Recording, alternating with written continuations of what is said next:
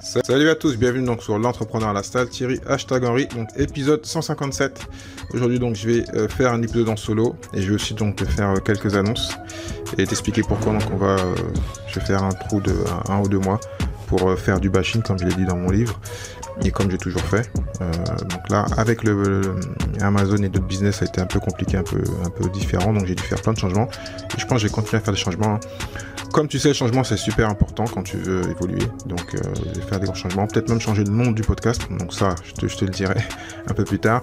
Mais aujourd'hui, donc, épisode en solo, on va te parler donc, de pourquoi la meilleure revanche, c'est le succès. Je pense que tu as dû entendre, que ce soit en français ou en anglais. Il me semble que c'est une phrase qui vient de Frank Sinatra. Donc, je vais te dire pourquoi ça peut être pour toi la meilleure solution. Parce que, donc, quelquefois, tu cherches des pourquoi et tu trouves pas de pourquoi. Hein, parce qu'en général, il faut avoir un pourquoi positif. Hein. Le pourquoi la meilleure revanche c'est le succès, souvent ça peut te paraître un peu négatif de dire mais pourquoi tu veux parler de revanche pour te trouver des moyens de te motiver. Ben parce qu'en fin de compte c'est certains des fois n'arrivent pas à se dire ils veulent se motiver pour réussir. Après je parle plutôt de réussite entrepreneuriale bien sûr, ou moi-même en tant qu'investisseur, plutôt dû donc à soit pour leur famille, souvent c'est pour la famille, souvent c'est parce qu'ils veulent avoir certains objets, donc une belle maison, une belle voiture. Ça ne les motive pas. Ils ont remarqué que ça ne les motive pas.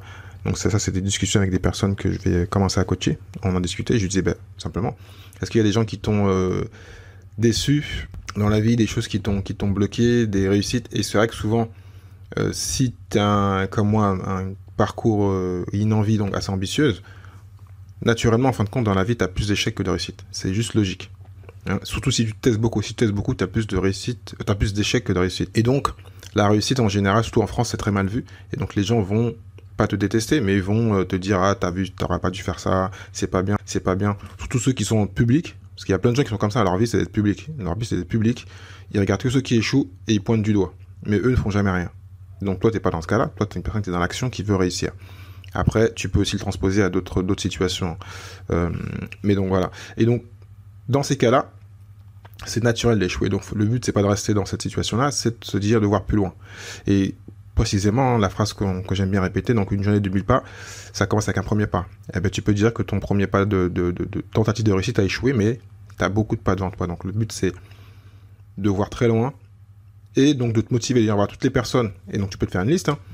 J'ai discuté avec cette personne, je lui disais mais fais-toi une liste simplement si tu as du mal à te bouger un peu. Bon, j'ai pas dit ça, j'ai dit un mot qui était plus grave mais je peux pas le dire ici. J'ai dit simplement fais-toi une liste des personnes que tu as envie de montrer que tu as du potentiel, que tu veux réussir, que tu es fort. Et je donne l'exemple, j'en ai parlé il y a 2 mois. Tivé, hein, j'en ai parlé avec un autre auteur aussi, parce que maintenant je suis considéré comme auteur, qui pareil quand il a voulu écrire son livre, on lui a dit non c'est pas possible, ça va pas le faire. Ben moi je me suis servi de toutes les personnes qui m'ont dit non, des maisons d'édition qui m'ont dit non, des personnes qui m'ont dit non ça marchera pas, pour avancer. J'avais ma motivation à moi, je voulais avoir le statut d'auteur, je voulais donner quelque chose à ceux qui veulent faire du podcast, mais en même temps je me suis dit toutes les personnes qui m'ont dit ça c'est pas possible, pour la peine je vais le faire. Donc ça c'est vraiment, je les répète, une des meilleures motivations et je vais encore te développer d'autres cas. Donc surtout donc ne pas écouter tous ces jaloux, les gens qui sont autour sont le public, t'as des gens qui ont, là on parle de Coupe d'Europe, qui sont sur le terrain, qui font des jeux, t'as des gens qui sont autour qui regardent. T'as des vrais spectateurs qui vont t'aider, qui vont dire ah c'est bien, mais ça c'est rare malheureusement. Il y a plein de gens qui vont attendre que tu tombes et quand tu vas tomber, ils vont pointer du doigt. Tu vois, c'est ce qui s'est passé même avec un grand joueur. On va pas parler de foot que de ça, mais bon, il y a un joueur qui a raté Mbappé qui a raté qui n'a même pas raté, qui a tiré un but, le gardien l'a arrêté. C'est plus ça. Et tu vois, tout le monde ça a pointé du doigt. Tout le monde attendait en fin de compte que la personne échoue. C'est pas un problème. Il a un parcours de 10-15 ans. Il va y avoir plein de réussites, il y a eu des réussites avant et il va y avoir d'autres échecs. Mais c'est pas grave. Quand tu es dans cet esprit-là, de personne ambitieuse, c'est choses qui vont arriver, donc ça il faut le savoir. Et donc, j'espère, lui ou d'autres personnes, par exemple dans le basket, Rudy Gobert qui a eu un petit échec, on lui est tombé dessus, c'est des gens qui vont servir, qui vont dire voilà, toutes ces personnes qui m'ont dit que j'étais nul ou que j'ai pas réussi, la prochaine fois je ferai 10 fois mieux, et ça va te gonfler. Comme j'ai dit au début, pour ça peut paraître un peu bizarre d'avoir cet esprit un peu revanchard, ça fait un peu haineux. Non, c'est pas haineux, c'est juste un effet de levier en fin de compte, se servir de ça pour te dire voilà, je sais que je vaux mieux que ça, on peut pas me juger sur une étape négative et on peut aller plus loin. Et comme je l'ai dit, donc le succès en général est très long, mais ça vaut le coup, donc faut prendre son temps, se dire que ça fait partie de la vie, mais chaque fois que tu as des erreurs et des pertes, les mettre de côté, faire peut-être une liste à part, hein. J'avais vu un entrepreneur qui disait ça. Lui, il n'arrivait pas à se motiver aussi et il mettait tout ce qui était négatif, toutes les personnes qui l'ont déçu dans la vie, qui lui ont dit tu ne feras pas ça, tu es nul.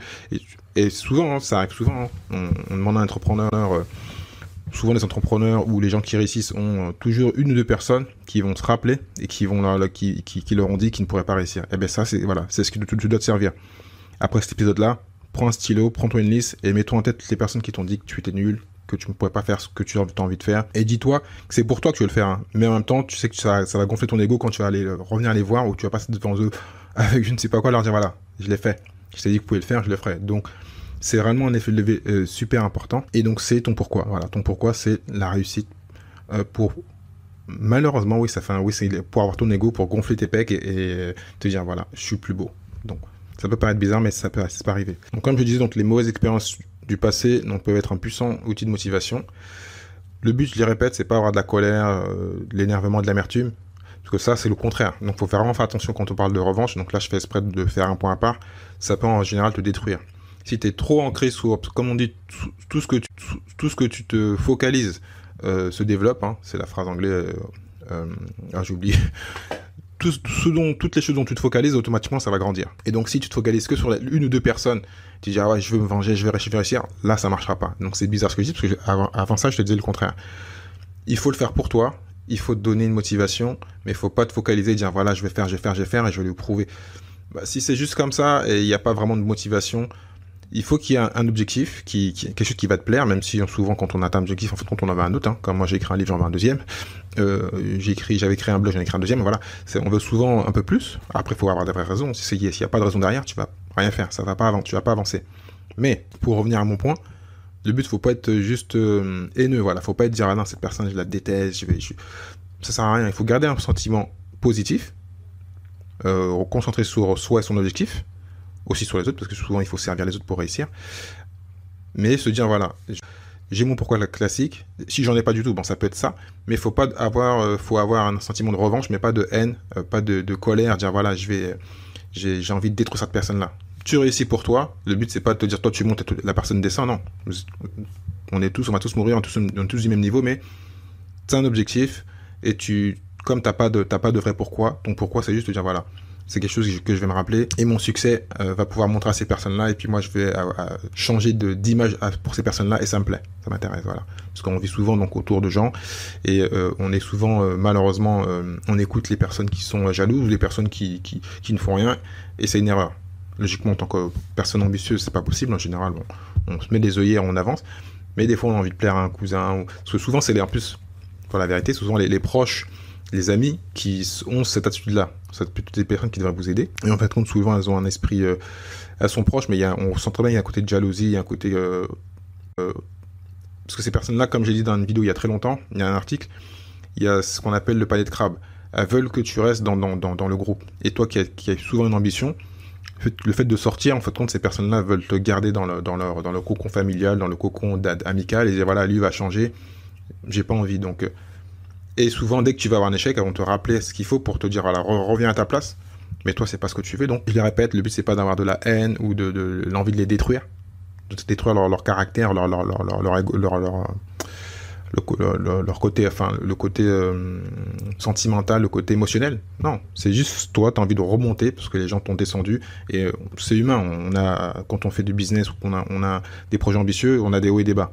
Le but, c'est de garder l'esprit haut, de voir très loin, d'avoir une vision et se dire, voilà, je vais réussir et je vais démontrer à toutes ces personnes-là qui m'ont pas aidé, qui m'ont dit que j'étais pas bon, je ne réussirais pas, que je peux le faire. Et donc, tu peux prendre l'exemple sur plein de projets. Donc, le but, c'est comme une forme de vengeance et c'est montrer aux autres, voilà, que tu as du potentiel. Donc, ça, c'est vraiment, vraiment important. Donc, pour ce cas-là, donc moi j'aurais eu plein d'exemples et le but, c'est pas de faire un épisode très long. C'était vraiment un épisode pour finir cette saison 3, parce que là, on a la saison 3.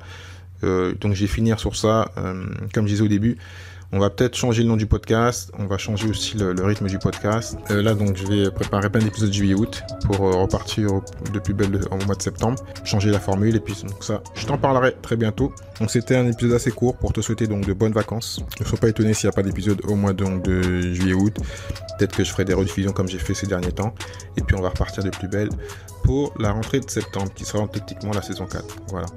Je te dis donc, passe de bonnes vacances, lis plein de bouquins, écoute plein d'audios, réécoute mes podcasts, et puis n'hésite pas à commenter et à partager.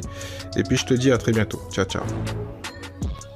Merci à toi d'avoir écouté cet épisode de l'Entrepreneur Lifestyle jusqu'à la fin. Si tu as aimé et que tu penses que cela peut aider ou intéresser quelqu'un que tu connais. Donc partage cet épisode, like-le, commente-le et bien sûr mets ma note numéro 5 s'il te plaît. Donc cela va m'aider à continuer à pouvoir monter dans les classements de toutes les bonnes plateformes de podcast, iTunes, Spotify, enfin tu les connais. Si tu souhaites donc recevoir les épisodes directement dans ta boîte email, envoie-moi un email à contact@thierry-6.fr, contact@thierry-6.fr. Je te dis au prochain épisode. Ciao ciao.